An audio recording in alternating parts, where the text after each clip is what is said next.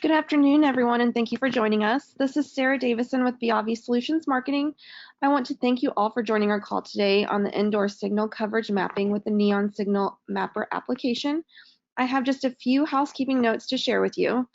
This webinar is being recorded and will be available for you in approximately 24 to 48 hours, and an email to all attendees with a link with the recorded version will be sent out. All lines are on mute, but we are monitoring the chat and will answer questions at the end of the webinar, or we will reach out to you individually to ensure you get the answers you seek. And now I'd like to turn it over to our speaker today, Bill Nichols. Thank you, Sarah. Good afternoon, ladies and gentlemen. Today we're going to talk about the indoor signal mapping using the Viavi 8800SX or 3550 radio test sets, along with the Neon Signal Mapper from TRX Systems. I am Bill Nichols, Field Application Engineer out of Wichita, Kansas. Also joining us today is Mike Portna and Dave Hansen, both Field Application Engineers, also out of Wichita. They're here to answer your questions as we go through the details of the indoor signal mapping.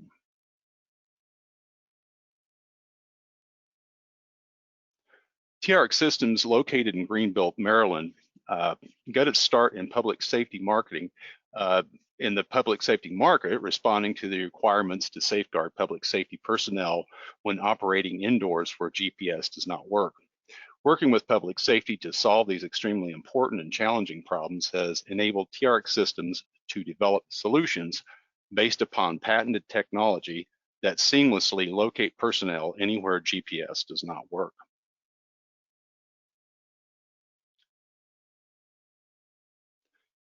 Just a little bit about the picture here. We have our 8800 SX on the left, and we're showing a Android device just to the right of it. Behind that, we have our PC, and just to the right of that, we have the 3550R. And below the 3550, we have our access point and our signal tracker. The Neon Signal Mapping for the 3550R and 8800SX uses the following components for the tracking. So we have the tracking unit, and that's the black device that you see below the PC there. That's what you wear on your belt. Have the TP-Link, that's the wireless router access point. That's an example of one down below the 3550 in front. You'll see another type here in a couple of slides. And then we also have the Neon Signal Mapper application, which resides on your Android. And then the Neon Command application, which resides on your computer. And you'll see with these four devices that we're going to be able to quickly do a full mapping of building and just, you know, in less than an hour, really. I actually did the whole mapping for this building you're going to see in about 15 minutes, and then the walkthrough took about 15 or 20 minutes. So you can do this very quickly. So what are the benefits of indoor signal mapping? Today we've got many DAS or distributed antenna systems being installed. Indoor signal mapping can help with verification of coverage. In the old days, you basically would go to a particular point on a floor called a waypoint, stop and make a measurement with a spectrum analyzer, looking at the power level at the location, and maybe have a radio to do a subjective audio quality measurement. This type of mapping took quite a while, and then when you were finished, you had to produce the results generally using an Excel spreadsheet. Processing this information took quite a bit of time. You're going to see today that you can quickly set up the map, quickly configure the maps, add floor plans to the building, and then do a walkthrough, all in a very short period of time. The other driving forces behind indoor signal mapping today are fire codes. The fire codes today in the US require coverage in new buildings, and if you're working under the international fire code, that's new buildings and existing buildings.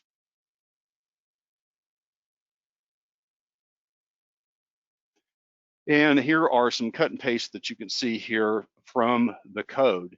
And down towards the bottom there where I've highlighted in yellow, it says a minimum signal strength of -95 dBm.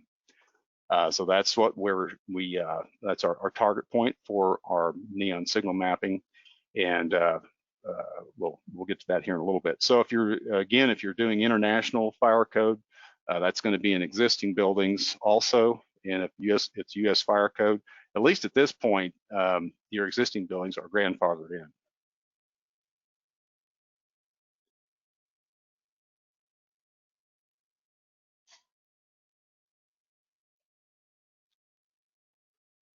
Okay, so some of the benefits to the indoor signal mapping, it integrates the Neon capability to automatically collect geo-referenced test data with the 3550 or 8800 SX, and it saves valuable time and money.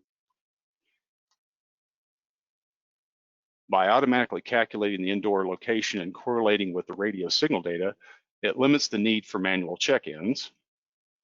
By removing data recording errors caused by incorrect location estimates in complex buildings through automatic indoor path determination, this is all built into the Neon signal tracker. It also provides continuous logging of data with a high density of data points, including within typically difficult to map locations such as stairwells, elevators, and tunnels. It also supports rapid analysis and signal coverage with 3D visualizations and easy export of the timestamp data.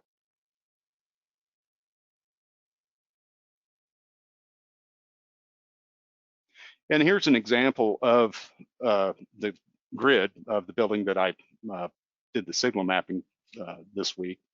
And you can see on the map that it's pretty easy to see how many grids are in here. The grids can be automatically set in the Neon command, or you can set the grid size yourself. These grids are about 80 by 80. This building is approximately 280,000 square feet on the floor here, and it took about 16 to 20 minutes to do this walkthrough.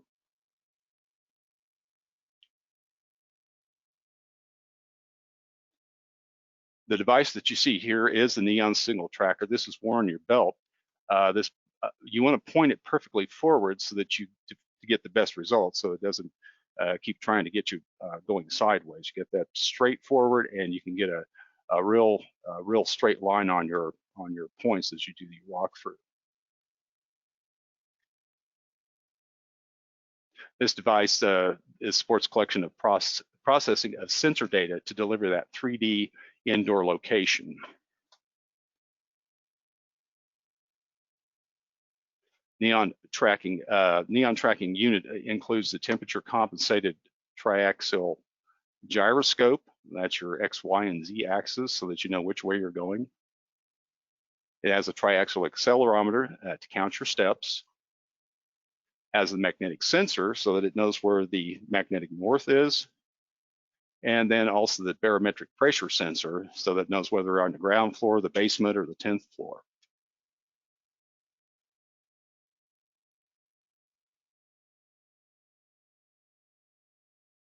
And this is the TP wireless router here. Basically, you're going to connect this through the Ethernet into your 3550 or 8800, and then it's got a USB connection that we use to power the device. So you just connect that USB port right into the 8800 or the 3550, and it'll power that device.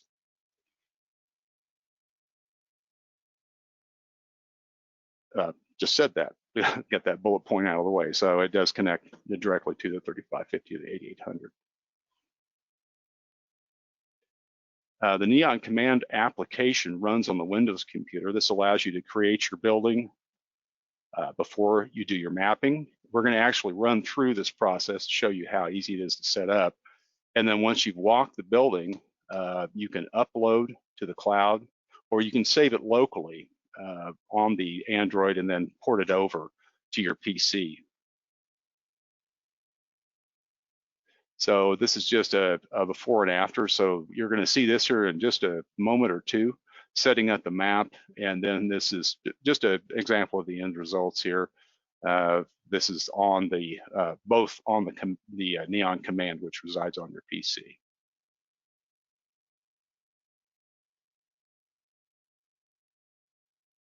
Okay, so this is, we're going to kind of go through the process here real quick. It took, in real time, it probably took me about 15 minutes to do this. So it really doesn't take very much time at all. They have some really nice tools in here to expedite the process here.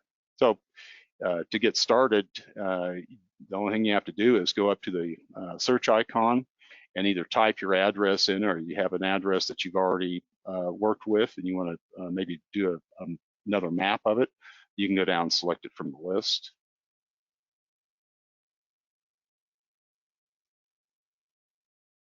Now, once it's located, your building, you're going to see it on your PC, and then you'll want to use your mouse. You can use your thumb wheel to kind of zoom in and out, and then you can also use the left click to grab it and move it around the screen so you can kind of center it up.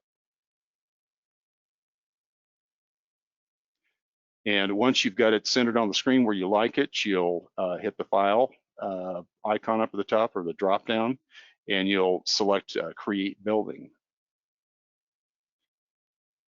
And what that gives you the ability to do is draw an outline on your building. So you just start at a single point and you just walk around the building with your mouse and just make an outline of that building.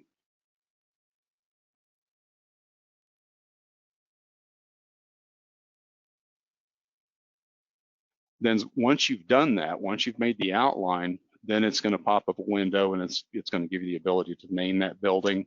And that's where you can start to add your floors. In this example, because I wanted to show you how to do this, how this is done in the Neon command, I'm actually going to add 4 floors above and 3 floors below so I can show you some of the features in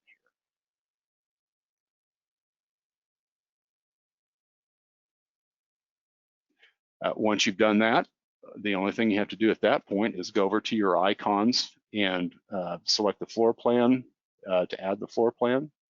And you'll locate that on your PC wherever it might be.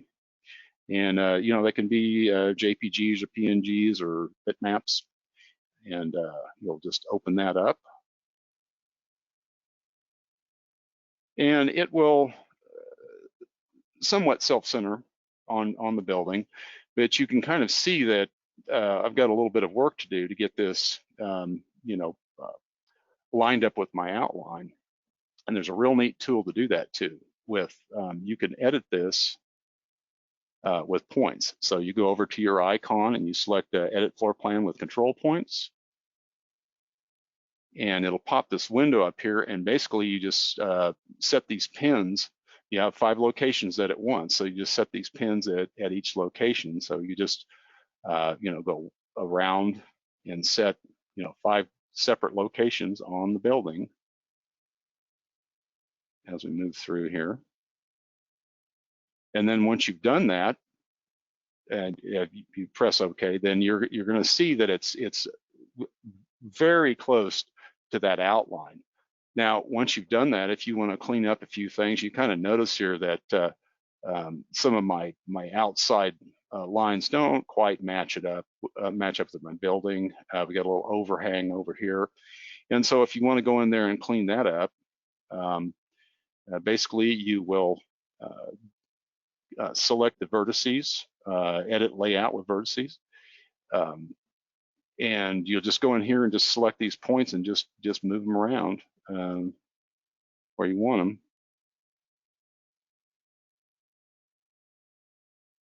And once you've done all that, then it's going to ask you, do you want that your outline for the rest of your floors? And in a cookie cutter situation like we have here, then that's fine.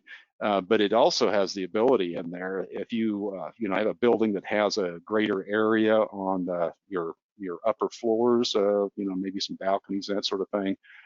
You can add areas and subtract areas from your various floors. But in this particular application, like I said, we've got a nice, should say, cookie cutter type of a building here.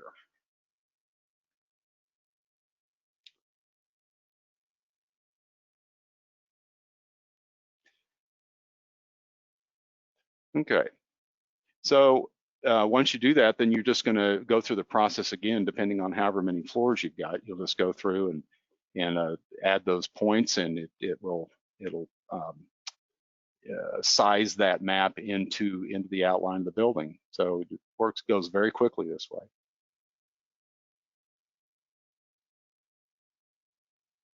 Now, I'm getting to the last floor here. You don't have to use a white background if you don't want to, and you can also manipulate the colors in the grids or heat maps. You don't have to do grids either. You can do heat maps and various types of map representation. But on my last floor here, I decided to use a negative for that floor plan, and so I just again using the edit points to put that in the building. And after you've done that, you may want to add some, if you've got a tall building, you're going to have elevators, you're going to have stairwells. Like we said earlier, that's a difficult place to map. And so you can add stairwells, staircases, like I said, elevators, doorways, ramps. There's many things that you can put into the building. So you'll decide what you want to do and locate those elevators or stairwells, if you will. And then you can also, at that point when you're putting the elevators in, you'll tell it which floors you want those elevators to go to. In this example, I've got one elevator that's going from the first floor down into the basement levels, and I have another elevator that's going from the first floor up. Once you've done all that, you can go into three-dimensional mode here. This, your legend on the right side will give you the ability to do that. And so initially it'll say 3D up here, and you'll tap on that. I'm up here in the upper right. It'll put it into a 3D look on the map. And then you can actually go through and check each floor to make sure that they're symmetrical in this way that you want them to look. And you can also do a 360 with the icons up here at the top. And again, you'll push and pull with your mouse to keep things centered up. But they've made this a really easy tool to use. So we're looking around. It looks like we like the way our building looks. And once you do that, you can go back into 2 dimensions and then go ahead and save your map. Now, when it saves, if you are on the network and you want to do it this way, you'll hit save and it'll upload it to the cloud. And then you can just get on your Android on the Signal Mapper, and you can just download this map to your Neon Signal Mapper, so you can do your walkthrough. Now, if you're government folks, a lot of times you are not able to use the cloud. So you certainly can store this on an SD card. And then once you get that on the SD card, then you can just load it into your Android, and you can do it that way. And there's no files on the network at that point.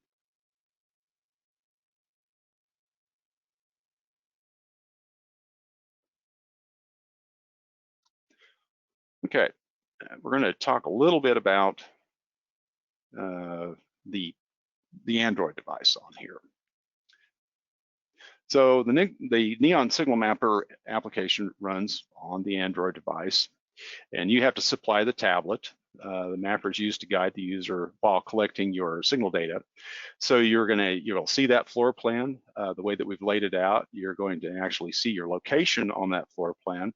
You'll see the cursor walking through the building as you move through, and you'll see the updates continuously on the map, so that you'll know whether you have good coverage or bad coverage, and whether you need to recalibrate your walk, which is real easy to do. we'll see that.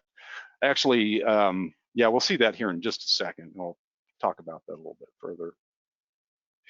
So this is basically your setup as you walk through. You'll have your 3550 connected to that TP link with the Ethernet. We're not showing the USB, but you do want to hook that USB up to power the TP link. And you'll be wearing the puck, if you will, on your belt. And then, of course, you'll be walking with your Android with the signal mapper on it as you walk through the building. We talked about those bullet points.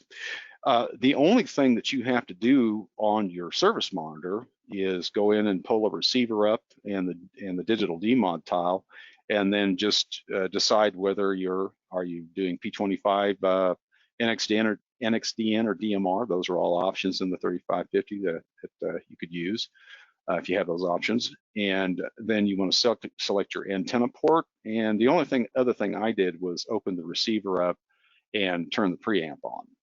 And that's really all there is to setting up the 3550. Once it's set up that way, the Neon Signal Tracker actually will query those meters and display that information in the result file.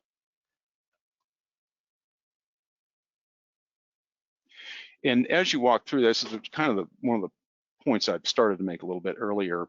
When you're walking through, you're actually going to be able to, you'll see yourself on the map, and you can, you know, these Androids are touchscreen, so you can zoom in as close as you want. I like to zoom in really close when I'm calibrating my walk. Basically, what it'll have you do is when you initially start out, you'll be at a particular point in the building, and you'll use this icon that you see right here, the little eyedropper icon, and once you hit that, you can locate your exact point on the map, and then you'll press it again, and then you'll walk 10 meters, 30 feet, and press it again. And if it likes the calibration, it'll say that you're ready to start your mapping. This will turn green down here. And once you hit the start button, you will see an indication that it is going into P25 mode or NXDN or DMR. And then you'll get an indication of the type of measurement that you're making, whether it's signal strength, signal quality, BER, mod fidelity. You'll see that information at the bottom. And of course, as you're walking through, then you'll see the path that you're walking, and then you'll also be able to see, you know, if you're doing grid mapping, it's going to be green or red, and if you decide you want to do a heat map, then you'll have varying degrees of color for that heat map. So it's very easy to calibrate and very easy to do the walkthrough. Again, this is a kind of a portion of the building here, but 280,000 square feet, and was able to walk that in, you know, in about 15 minutes.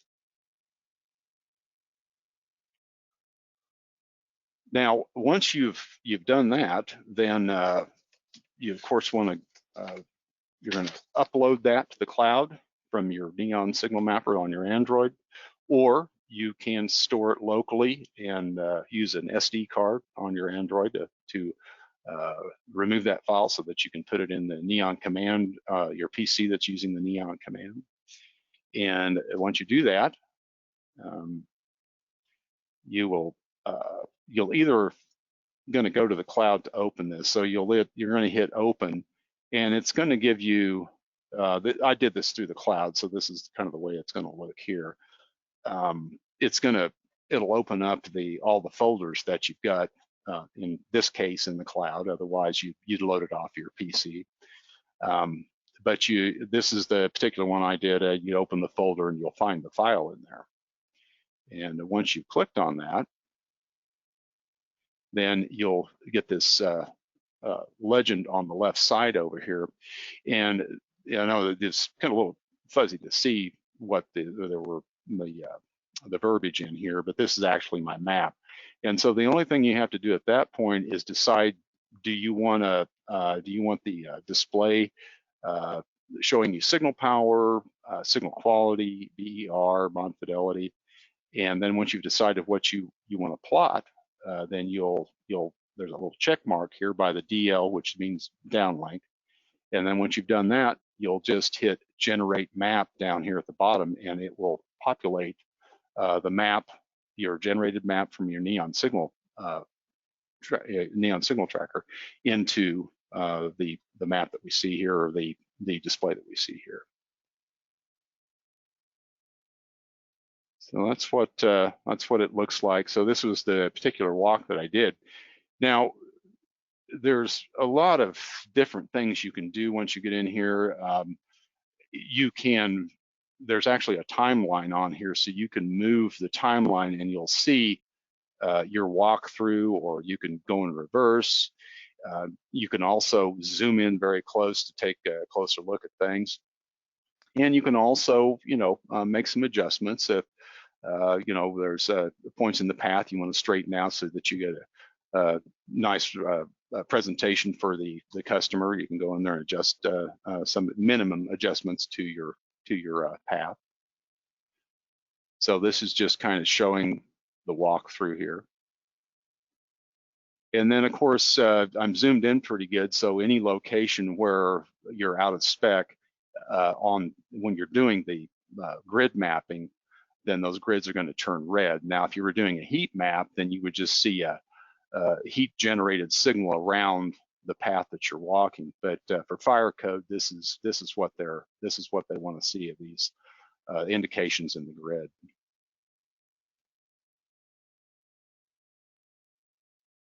And this is what a grid would look like. This particular one here is floor 1, and we're just showing signal power here. And remember, our fire code is neg 95, so we're a little bit out of spec over here, but out of spec is out of spec, so these grids will turn red. And in this indication here, like I said before, we've got 40 grids showing up on our screen, and I believe these are 80 by 80 squares. So that's what a signal map would look like. And then inside of here, you're in this particular one, like I said, you're looking at power, and then also it's telling you what grid numbers we have out here. And if a grid didn't get mapped, then there won't be any indication there, or it might be gray. I was on the catwalk on the second floor here, and there was one grid that was gray. It wasn't good or bad or indifferent. It just there just wasn't enough information to color that grid. And this is what you're looking for is areas where you have bad coverage, and you might need to put a BDA in. And we're going to see that we can go into any of these balloons here, if you will, and we can see the actual measurements at that point. Here is a different map. This is a signal quality map. This is a combination of all the measurements, and it tells you what the signal quality is. And notice that in those 2 grids previously on the power that were in red, because we were below neg 95, we have a good signal quality here. So you're going to get a good audio from the radio at those points.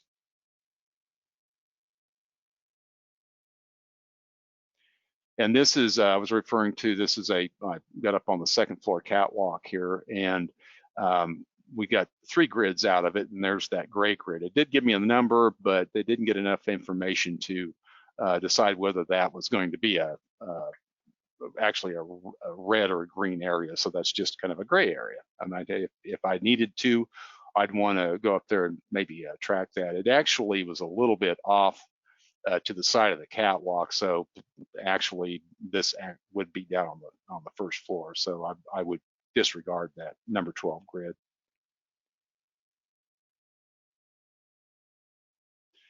And here's another grid with mod fidelity, and we're going to explain what mod fidelity is here towards the end of our discussion here. But mod fidelity is the P25 standard for it is mod fidelity has to be less than 5%. Again, I'm going to explain what that is here in a little bit. But you can see that we had a really good modulation fidelity in all of our grids down here, and even in our 2 grids that we were below neg 95, we still had that is out of spec, but it's still indicating that we had good audio quality. And then over here, our signal was, we're gonna zoom in on this area here in a little bit and see what actual signal levels we do have out here. And they were below neg 100 up in this area, so that we do see that our mod fidelity is definitely getting a lot higher out here.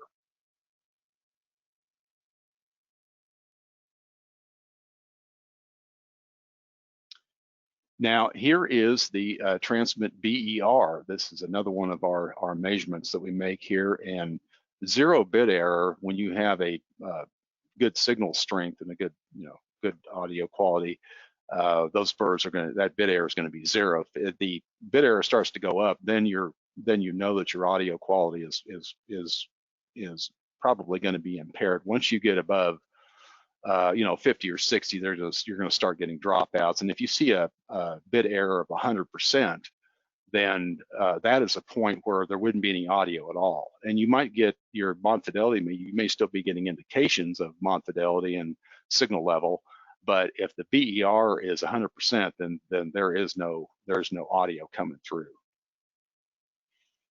And we can see that the number of measurements it makes in a grid, we'll see this here in a second too. There's about 20 some measurements that it makes per grid.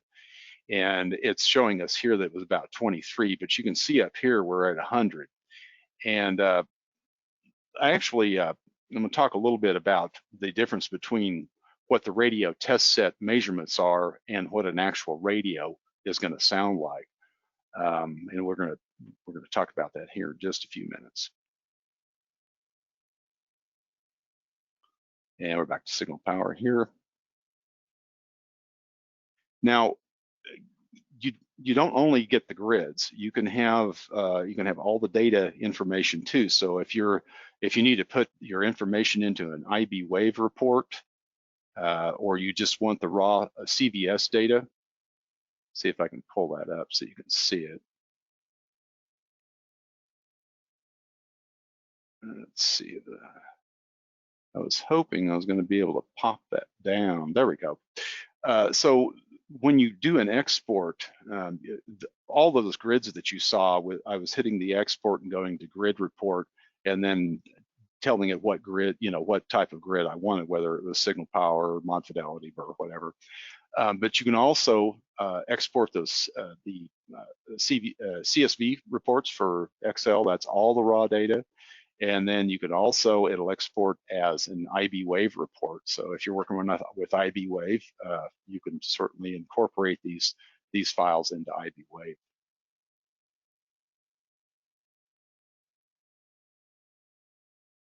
So this is kind of the, getting the bird's eye view. And of course we saw these grids, but now we're kind of getting a, bird's eye view of what's going on. So we definitely need to do something in this corner over here, and we need to get a BDA in these two red locations here, at least on this particular floor. Now, of course, you're going to have to do this on all the floors, but this is our example here is the first floor.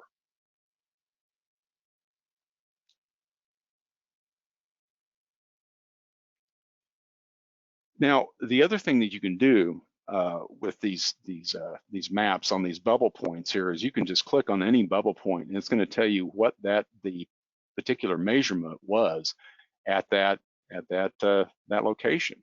And at this one that I picked here, actually you see the mouse there. It's on the red one, but it actually is. I clicked on the green one just to the left of that. So that's what we're seeing here. So it's telling us this is the downlink. Our signal power at that point is neg 90. Our mod fidelity is 2%, real good. Burr is 0. So the signal quality is 78%. So that's good. And it's also reporting what the NAC code is. If you're doing, mapping public safety, you're probably going to be doing a trunking system, and there's going to be a network access code associated with that control channel, and you'll be able to you'll see that in your measurement too, at least in the grid window here.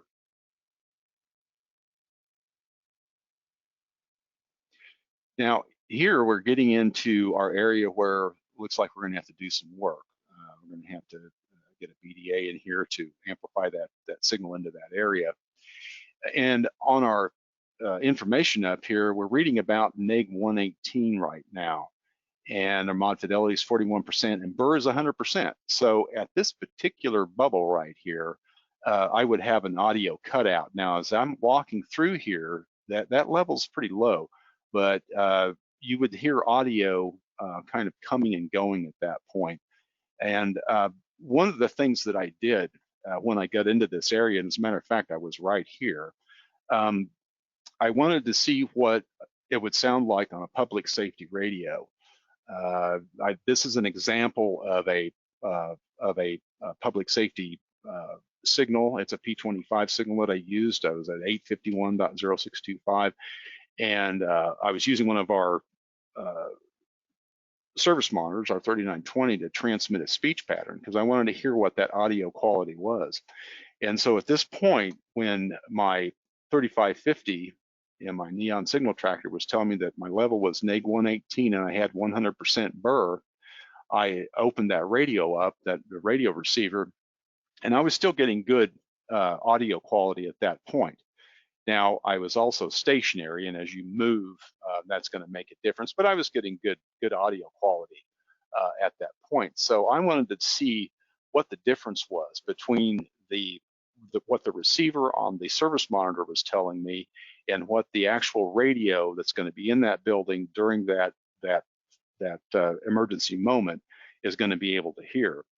And that public safety radio, I was able to walk to this location right here, and this is really only about 30 feet between these 2 points right here, until it was cutting out so bad that I could not understand the conversation at that point. So your radio test set, even those radio test sets, their receiver sensitivity is not like a public safety radio. It's not as good as a public safety radio.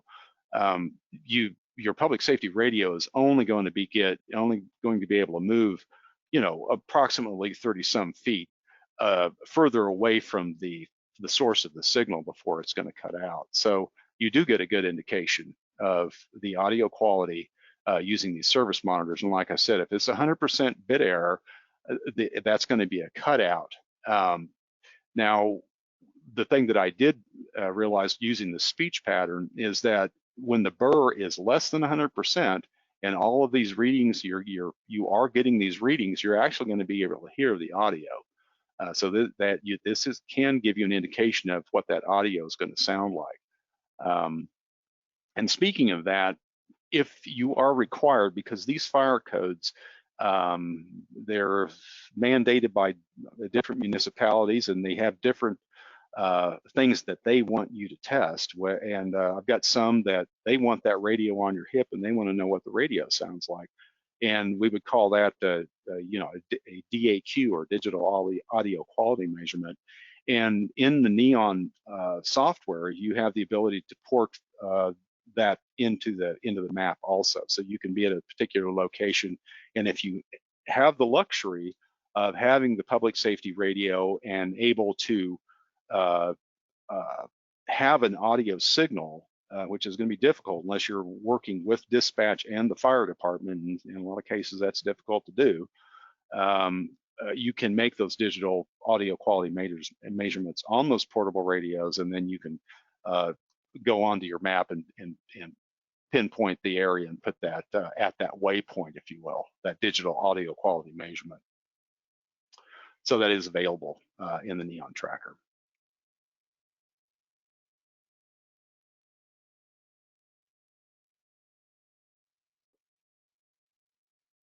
Now, a couple of things on, we wanted to talk just a little bit more about what mod fidelity is. Now, a lot of you guys that have been doing public safety know what this is, but some people may be new to this. So modulation fidelity is a measure of the jitter on the 4-level FSK, and I'm going to show you what that looks like here in a minute.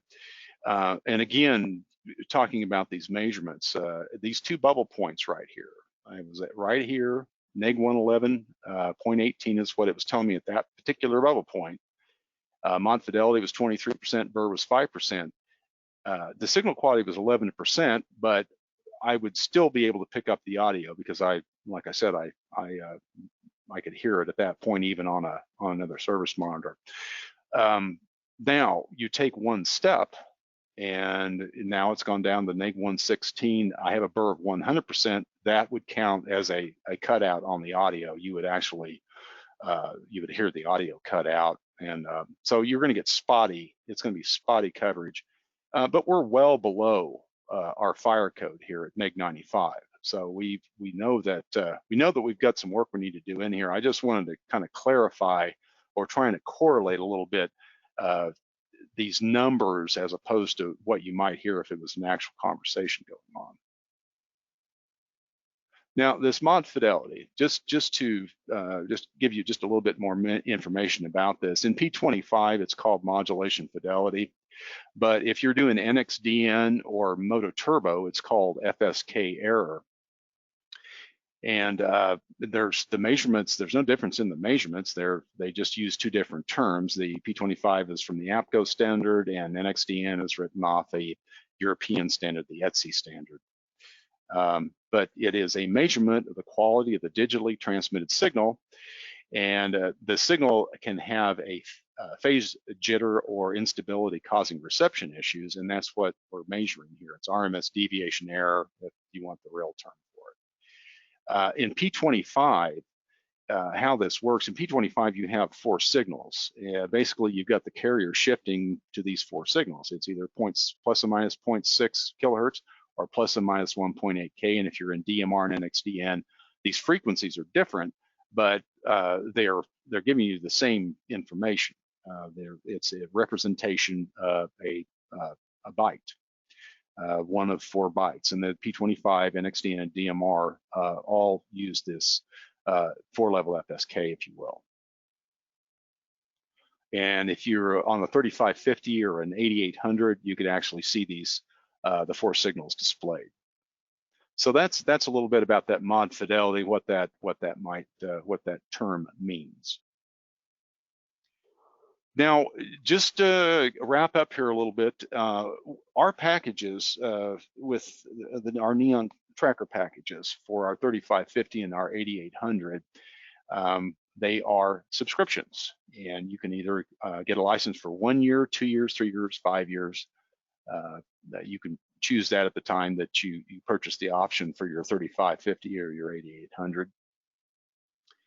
And once you get that, then you have you basically will send you the files. You load it on your Android, load it onto your PC, and then you will be mapping in very short order. So I hope everybody has a little bit better understanding of the indoor signal mapping using the TRX Systems Neon Signal Tracker with the 3550 and the 8800. And if we're going to open the lineup here for our questions. I can't see any questions coming in. That's why Dave and Mike are here. They're going to be fielding those. And just this last slide here, if you have any questions, you can contact us here at rts.webinars@viavisolutions.com. And if you need any help with customer service on your 3550, 8800, or you have any questions, you can call the customer service line here at 800-835-2350. And in conclusion down here, I want to thank you for joining us, and please stay online after that presentation, and if you would, take a short 1-minute survey. Okay, I guess we'll go ahead and open the line up for questions at this point.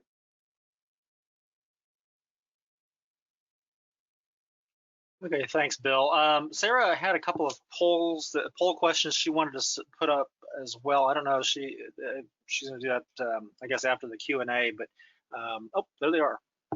So while we're going through and answering some of the questions that have been submitted, please go ahead and answer the questions for the polls, and that's just kind of to help us understand more about your use or your needs for signal mapping and coverage mapping. So thank you for your time answering those. We did have a few questions submitted, and I know Mike and I have been going through them, and I know Mike's been answering quite a few of them. I'll go ahead and cover a few of those as well for everybody else. One of the questions that was asked was, Bill mentioned that the Signal Mapper, the application is written for Android devices, and that could be an Android phone or a tablet. Normally we'd use a tablet just because it's a little bit bigger, easier to see. But there was a question about whether it would work with iOS in the future. At this time, I don't know of any plans to add any Apple devices to, to support for Apple devices. That's something I'll have to check with the manufacturer of the software on. As Bill mentioned, this is a software package written by TRX, third party, and to work with our service monitors. So it's not something that we have direct control over. So I would have to check with them to verify that. But as of now, there are no plans to add Apple devices to it. So again, I'll check on that, Eric, and get back to you. At this time also, we do not have the ability to, the software does not have the ability to scan multiple frequencies. And that's something that again, is controlled by the software. So it's something I don't have control over, but it's something that we can always suggest, and perhaps in the future we could do that. But at this time, it's not a feature that is supported. TRX has got a real great support department, and I was kind of thinking about that. We have the commands, to switch frequencies, so we may talk to them about that. And it's not something we can't do. It's just something that we just haven't asked them to do yet. I think that it's entirely possible to do in the future. Right.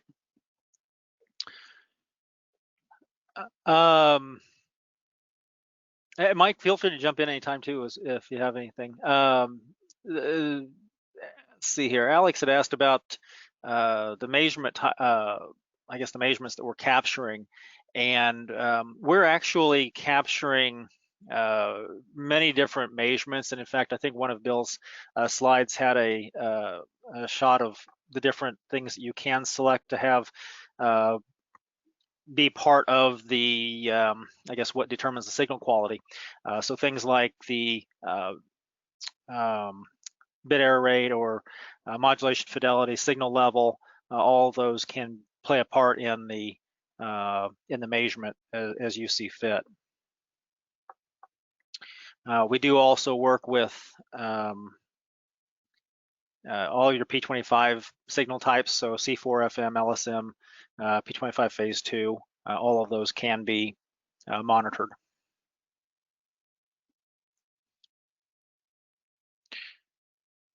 Let's see here, what else is in here? Jim asked about using the radio at the same time, and I know Bill talked about listening to the audio quality and doing a digital audio quality, not measurement, but what's the evaluation? Yeah, digital audio quality. Mm-hmm. Right. So when you're doing that sort of measurement, the DAC measurement, you're not actually transmitting from your radio, and so if you're you're monitoring a channel with the radio test set, and of course the Neon software is querying the radio test set for those measurements. Since the radio is not transmitting, it's not going to interfere with those measurements. Now, if you were transmitting on the same frequency, if you were carrying a radio with you and using it to communicate with somebody at the time, anytime you have the radio keyed up, if it is on that frequency, then yes, it certainly would have an effect. And so that's something that I guess you would need to keep in mind. But as far as doing a DAC measurement, that's not something that would that would impact our ability to monitor an off-the-air channel. But you could use the radio for the DAC measurement if you have somebody on the system that either you're sending a tone, or you just have somebody keying up and talking to you, giving you a test 1, 2, 3. You can make those subjective measurements if you're carrying the radio. Absolutely, absolutely. This is just as long as you're not keyed up, it'd be fine. Yep. Let's see here. Let's see. It looks like there are a couple questions about the cost, and that's something that that the email address that Bill showed on that last slide. You can email that, and we can forward that to our sales team, and they can get a quote to you for that. You can also email us directly, and if you have questions about it, and you know, we're happy to answer those as well. Let's see here. Just scrolling through the questions here to see what we haven't answered already. So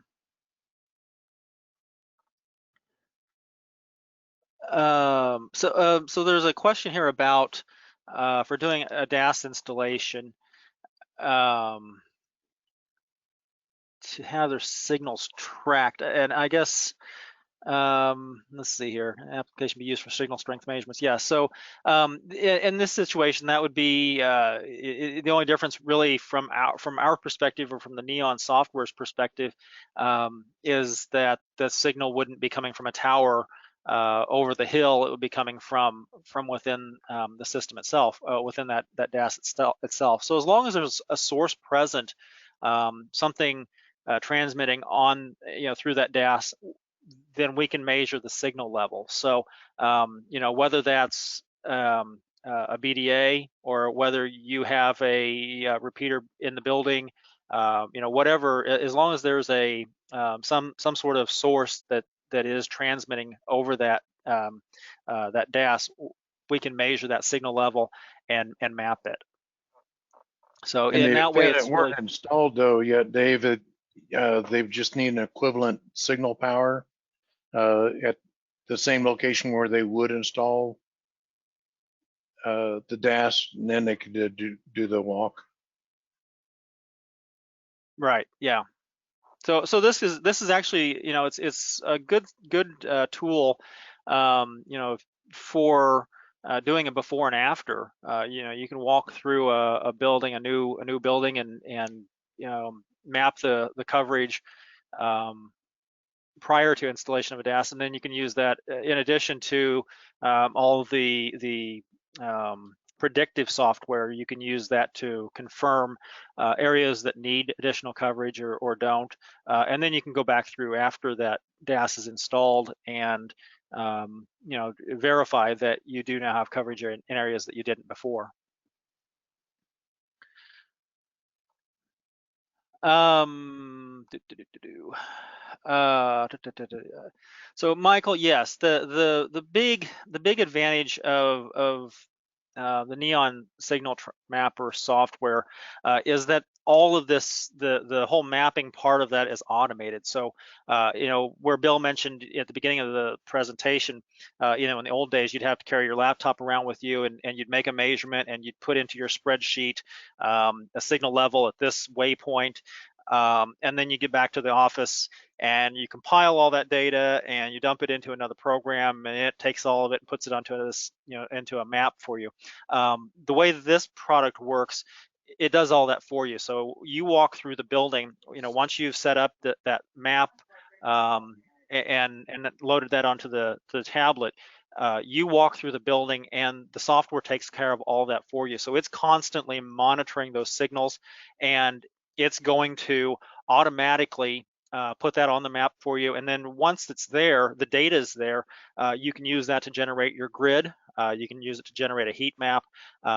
And then, like Bill said, you can export that information as well. So it makes it a whole lot more streamlined, a lot less cumbersome to compile that information, because the software does it all for you.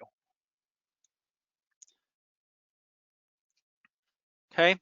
Well, I know we're getting close to the 1 o'clock mark, and so I think we'll go ahead and wrap up there. If there's any other questions, I guess we'll we'll get back to you. We'll follow up with you offline. But at this point, I think we're going to wrap up on our end. Thank you all for joining us, and hopefully you learned a little bit today, and contact us if you have any additional questions. Sarah, is there anything you'd like to say in closing? No, that's it. Have a great afternoon. Thank you, everybody. Thanks a lot, everybody. Have a great day.